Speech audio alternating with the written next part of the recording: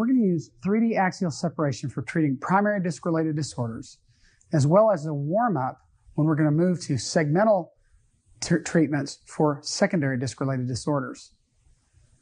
If a patient is uncomfortable in flexion, then we'll elect to use a 3D axial separation and extension. However, some of our cases will not be comfortable in an extended position, and with those cases, we're going to elect to use a technique where they are flexed. Flexion incorporates coupling movements where they side bend and rotate in the same direction. So in this case, if we're treating her left side, we're going to want to open that side up with right side bending, and in accompanying right position, we're going to need to do several things to preposition the patient. We can perform this technique in two different ways, either standing behind or in front of the patient. I'm first going to show it to you standing behind. So, in order to preposition the patient, first, we're going to flex the lumbar spine. In addition, we're going to bring the lower leg into a flexed position, and then the sky side leg, or the upper leg, will be behind the lower leg. Now, in order to give a right rotation accompanying her right side bending, I'm going to ask her to put her right arm behind her, like this. In flexible patients, you may need to go back and reset the flexion, because otherwise they might go into lordosis in that position. Now, what we're going to ultimately do is place our hand over the iliac crest and inspire or induce that side bending that we want by pulling the pelvis down, encouraging a right side bending. However, it's hard to overcome the weight of the patient in this position with me pronating my forearm and pushing down. So instead of trying it from this position, what I'm going to do is unrotate the patient, make sure sacrum is vertical, place my hand on her iliac crest, get the side bending I want, and then let her rotate back. Now she can't rotate as far because she's at her end range. In this position, without bearing a lot of weight on her shoulder, she can even put her arm up here without bearing a lot of weight on her shoulder. I'm going to induce primarily a side bending force on her pelvis. I can hold this for 30 to 40 seconds and then retest her to see if it made a difference in either her painful movement or her dural tests. If this particular treatment plateaus in its effect, then I can add a rotatory type 3D axial separation. I'd first get her to this side bent position, then change my direction on the iliac crest and emphasize rotation.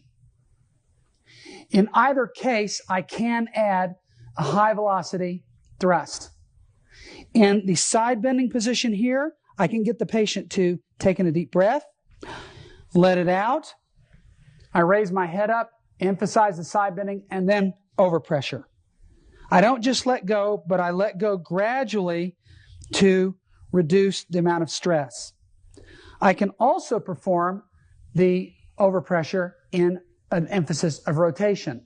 I'll first emphasize the side bending, then provide the rotation, ask her to take in a deep breath, let it out, and at the end of her breath, I once again give a thrust in the direction of the rotation. I don't let off the rotation just yet. I let it off slowly, maintain the side bending, then let off the side bending without bearing a lot of weight on her shoulder.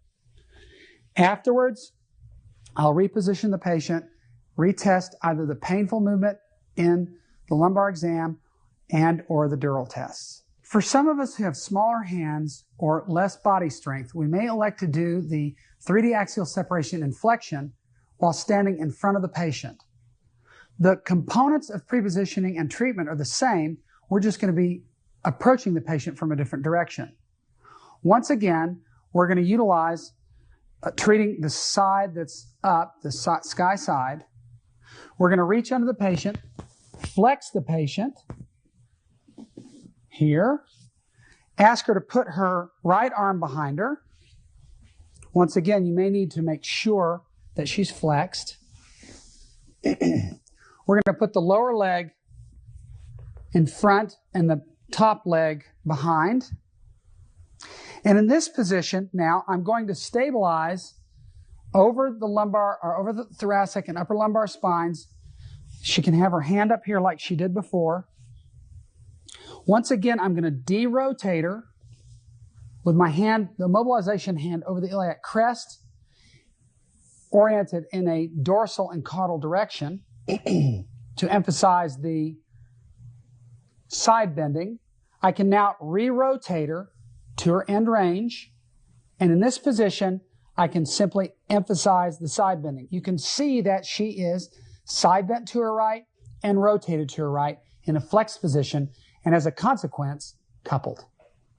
Again, I can hold it for the 30 to 40 seconds, do 5 to 7 repetitions of that 30 to 40 second hold, and then retest or dural tests and or basic functional exam movement tests.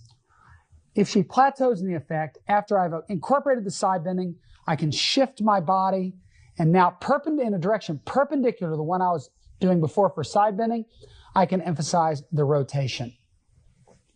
Once again, holding it for 30 to 40 seconds. At the end of the 30 to 40 seconds, without letting go of the side bending, I de-rotate the patient and then simply undo the side bending.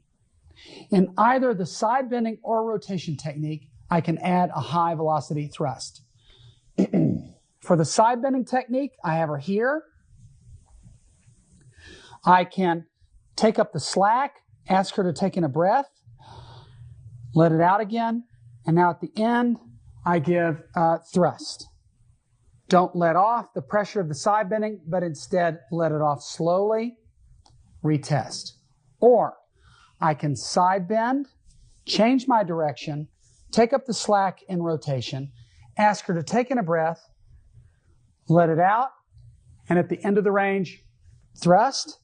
Once again, I'm not going to let go of the side bending, just allow her to de-rotate, and then slowly let off the side bending.